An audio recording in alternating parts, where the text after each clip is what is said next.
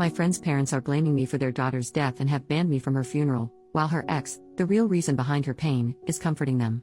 So Rosie, 22F, and I, 22F, grew up together since kindergarten in a conservative area, and she has pretty conservative parents. Rosie was very introverted when I met her. It took weeks for her to talk to me in a normal volume. In contrast, I was a very loud and outspoken child, and over the years it rubbed off on her. Her parents are very nice people and have never said it to my face, but I know they thought and think I'm a bad influence on her. We were in the same school until we were around 14, when she moved away and we lost contact for a while. Neither of us had smartphones back then. We would email every month or so, but she had very limited computer time as well. When we were 18, we got into the same college and reconnected, although we don't see each other often because her studies are very demanding. We weren't as close as before, but we still talked a couple of times a month. I still considered her an important friend. 2 years ago, she got her first boyfriend, Darius, and it was obvious she had never been happier. I had never met him in person but have only heard good things from her. Her family knows about him and approves of their relationship. But around 2 months ago, she found out that he had been secretly filming their intimate activities and posting it on adult sites. He did not censor her face, and he had amassed a significant number of followers from these videos. She was mortified and heartbroken but did not want any of their mutual friends knowing, for fear that people in real life could potentially search and see those videos. Since their social circles are very intertwined, she had no one to confide in. I was one of the few people who knew. She stressed that her parents could not find out. They were under the assumption that both her and Darius were Christians and were saving themselves for marriage, and if they did, they would likely cut her off financially. Her mutual friends with Darius did not know what happened, just that she dumped him and it didn't work out. She was very depressed and suicidal afterwards, and having dealt with depression and suicidal thoughts myself, I took her out almost daily to check on her, and so that she could have someone to vent to. Her other friends noticed she was down, but she attributed it to dealing with the breakup and the stress of impending exams. I don't know what the exams are supposed to be called in English, but it's something like the bar exam for lawyers. It's a big deal. The day she died, I went to pick her up from her dorm for dinner, but she didn't answer her phone or the door. She lives in a single room. I don't want to go into the details, but I was the one who found her. She didn't even leave a note. I had to call her parents and tell them about it. When they came, her mom started shouting that I was a bad influence, that I gave her depression, and implied that I drove her to unalive herself. I heard through the grapevine that Darius told her parents they were only on a break and were working things out, and he has been comforting her parents and helping organize her funeral and memorial. I am disgusted. I want to tell her parents, but I don't want to tarnish Rosie's memory. I also don't think her parents will believe me. I am not invited to her funeral and I am wondering if I should go anyways. I want to see her one last time, but I'm afraid I might cause a scene if I go. I also haven't cried once since the incident. I think I may still be in shock. I am waiting for the grief to hit me, but it still hasn't yet. I feel like I'm supposed to be traumatized, but all I feel is numb. I don't know if this is the right sub for this, but I'm looking for advice on whether to go to the funeral, whether to approach her parents or confront Darius, and if so, how, and I guess just how to navigate this whole situation emotionally. I know Reddit is the first to suggest therapy. I'm on it. I can't afford individual therapy, but I'm on a wait list through my university's mental health program. I don't have an exact timeline for when I expect to be seen yet. Edit. I tried replying to all the comments but got a bit overwhelmed. Thank you all for the advice and hugs. I want to clarify a few things and share what I've decided so far, thanks to all your help. Rosie deleted all the videos she could find when she found out, and we talked mostly in person. I have some texts from her saying how betrayed she felt and how exhausting it was keeping up appearances and pretending to be fine, but nothing concrete. I have decided not to go to the funeral. I want to respect her parents' wishes, and it probably wouldn't end well anyways. I'm working on finding out who else Rosie told. She said she only told 2 other high school friends. I did some Instagram sleuthing and I believe I found one of them. I sent a message asking to talk about Rosie, but she hasn't responded yet.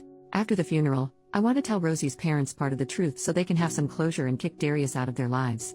I want to punch his face in, seriously. I hope to enlist the help of Rosie's other friends who have more credibility with her parents. So far, I'm thinking of telling them that Darius filmed her in the shower without her consent and posted them. That way it's 90% the truth, and I wouldn't have to reveal that they were ever intimate. I will leave the decision to pursue things legally up to them. I will still try to reply to comments, but I need a small break for now. Talking about this is pretty mentally draining. Thank you all again. Update. 1 month later. Hey, just wanted to write down my thoughts and update anyone who was wondering about how things went after Rosie's funeral. Some info that is relevant to this update. Rosie and I grew up in religious families but both deconverted around high school. She wasn't religious for the duration of her relationship with Darius, but her parents believed she was still Christian. I know firsthand how damaging purity culture can be, and that was why Rosie did not want people, and her parents in particular, finding out about her having been intimate, even if it seems normal for most college students. Also, I said in my last post I was very loud as a child. That was true. I was feisty and kinda obnoxious. But my personality did a full 180 in high school when I got diagnosed with depression and anxiety. Now I am introverted and do not have many close friends. Now onto the update. I reached out to Rosie's high school friend Maggie, who I believe she also confided in about the Darius incident. Rosie had also told Sophie, another high school friend. The three of us swapped stories and ended up reaching out to Gwen, Rosie's best friend in college. Gwen was doing an exchange program overseas at the time of Rosie's death, and she had no idea all this had been going on. Rosie had been telling her everything was fine and that she broke up with Darius but didn't want to talk about it and that it was mutual. We decided to tell Rosie's parents an abridged version of the truth. We told them she was filmed in the shower, instead of during lovemaking, because we felt that where we go from here is ultimately their decision and we shouldn't make it for them. Gwen is on good terms with her parents and met with them to tell them in person. Thankfully, they believed her right away. With Rosie's parents' blessing, Gwen blew up all of their group chats telling people what Darius had done. She also spread the abridged version. Within a couple hours, Darius's ex Nora, 21F, from about 3 years ago reached out to Gwen to say that she had also been filmed without consent and was too scared to say anything before. Nora made an official statement with our school and the school is investigating Darius. Nora and Rosie's parents have also went to the police. Nora had more solid evidence against Darius, so hopefully they will convict him. Unfortunately, this meant we had to come clean about what Darius had actually filmed. Rosie's parents weren't as mad as I feared and didn't hold our abridging the truth against us. There's no verdict as of now. The legal system works surprisingly slowly, and personally, I suspect Darius will get at most a slap on the wrist because his parents are well off and well connected. On the bright side, his social reputation is completely ruined. Most people trusted Gwen and Nora's statements and gave Darius hell. He took a leave of absence from the school and he will likely have to go to college overseas if he ever wants to graduate, because everyone in their major knows about it now. Some alumni from their field even caught wind and got involved. It's really very chaotic. I've asked Gwen not to involve me in any of this, besides giving the police any evidence I have and maybe being called to witness, of course, because my mental health has taken a huge hit from all of this and I don't have the energy to keep up with all the details. I have asked her to give me any significant updates though. Personally, I'm doing as well as one can after all this. Which is to say I'm struggling, but hanging in there, and depressed but not suicidal.